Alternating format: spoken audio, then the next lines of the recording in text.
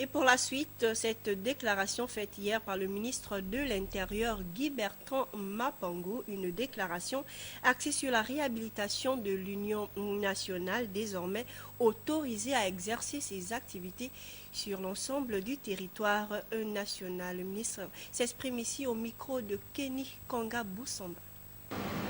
Mesdames et messieurs, en cette période d'intercession parlementaire, une ordonnance qui porte le numéro 002/PR du 29 janvier 2015 a été prise.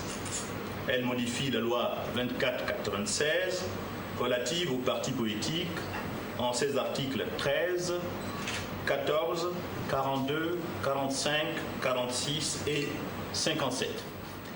Les modifications majeures concernent les articles 48 et 57 qui se lisent désormais respectivement ainsi qu'il suit. Article 48 nouveau. L'arrêté portant dissolution est notifié aux membres dirigeants du parti, au groupement de partis politiques concernés et fait l'objet d'une publication au journal officiel ou dans un journal d'annonce légale. Il est susceptible de recours devant la juridiction administrative compétente.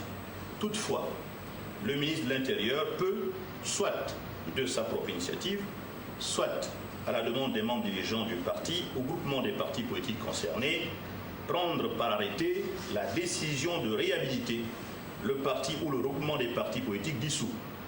Cet arrêté est également publié au journal officiel ou dans un journal d'annonce légale. Le Conseil des ministres, en sa séance du 29 janvier 2015, a-t-il adopté ce projet d'ordonnance qui a pour principaux objectifs d'assouplir les sanctions frappant les membres fondateurs ou dirigeants d'un parti politique interdit, de renforcer la stabilité du fonctionnement des partis politiques, d'encadrer l'exercice des libertés démocratiques, de protéger les institutions de la République.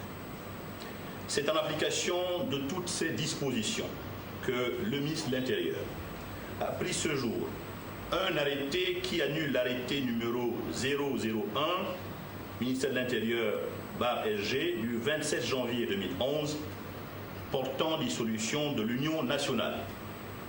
En conséquence, le parti Union nationale est réhabilité et autorisé à exercer ses activités sur l'ensemble du territoire national, après que ses dirigeants aient déposé auprès des services compétents du ministère de l'Intérieur toute modification intervenue au